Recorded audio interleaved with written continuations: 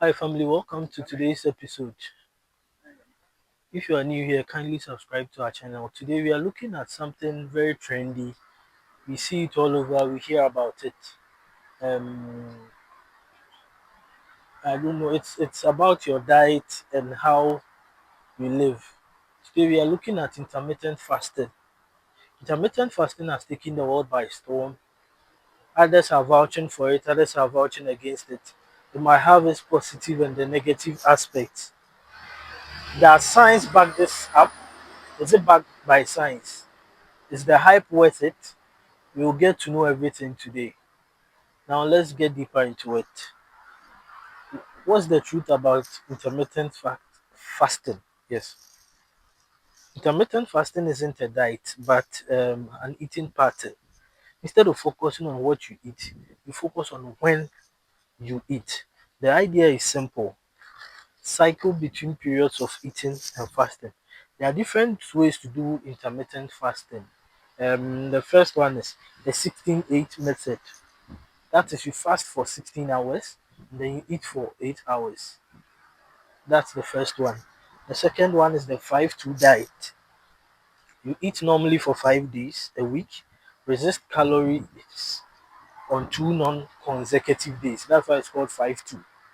And the third one is alternate day fasting, fasting every other day. Then the fourth one is the 24-hour fast. You fast a full day or two within the week. And then you have the warrior diet. The warrior diet is eating small portions of food within the day and eating a heavy meal at night. That's the warrior's fast. While these methods may differ, they all have one thing in common, that is fasting and controlling how you eat. And this is where the magic happens. That's what people claim. But what does science say? Let's take a look at the benefits first. Let's look at some scientifically proven benefits of intermittent fasting. One, it helps with weight loss, but this is not a magic fix. You need to work towards it. It's one of the biggest reasons people try intermittent fasting. Their sole aim is to lose weight. But how does this work? Fasting reduces calorie intake by limiting your eating window. You naturally eat less. It boosts metabolism, and fasting increases the fat burning hormone, which helps break down stored fat. So once stored fats are being broken down, you lose weight. It lowers insulin levels. When you fast, insulin levels drops, and making it easier for the body to access stored fats for usage. In a study conducted and published in the year I think 2020, there was this backing on intermittent fasting and how it works. Those who undergo intermittent fasting lose an average of 7 to 11 pounds over 10 weeks. And I repeat, 7 to 11 pounds over 10 weeks. So 10 weeks, give and take, we are talking about 2 months and a half. And that is how you are going to lose 7 to 11 pounds. It is not a miracle weight loss, it's a journey, so and a discipline, so you need to stick to it. And do you know intermittent fasting may also improve brain function?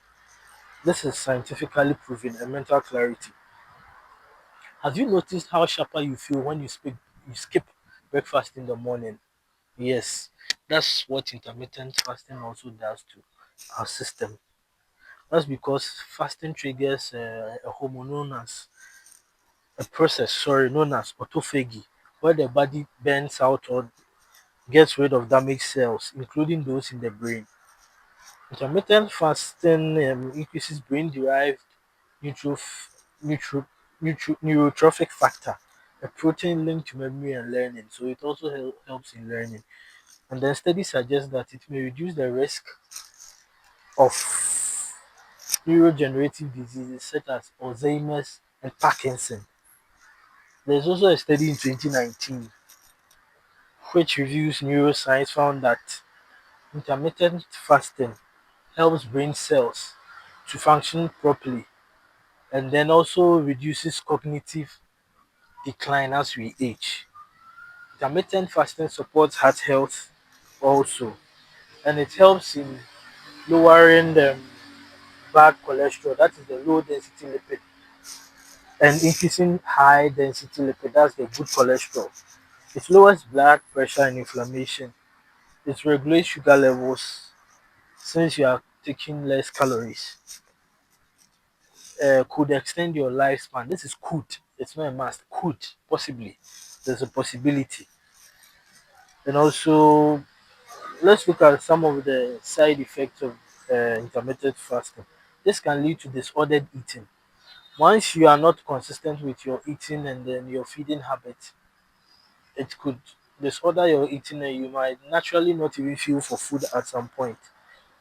Might cause fatigue and brain fog initially. When you are not used to this, the body burns food to function, just like a car burning fuel to function. So in the beginning, you may feel fatigued most often, but with more time, you get used to it. And it's not suitable for everyone. People have underlying health conditions and other issues. So know thyself before you take this path. Um, how should you? People would ask, should you try intermittent fasting? You should know yourself if you are not having any existing or underlying condition, or if you don't have issues with your health, then you might possibly give it a try. But if you do, you stay away from it. Um, Now let's get these facts right. If you cannot starve naturally, some people cannot do away with food. Even when it's, let's say, 9 a.m. in the morning and they haven't taken in something, it becomes a very big headache for them.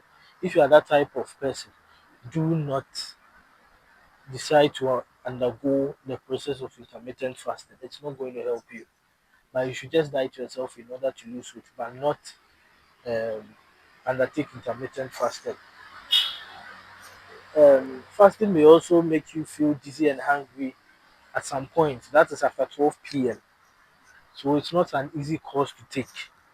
And finally, intermittent fasting is just another fad, but it's just not another fad. It's also backed by evidence and some scientific claims.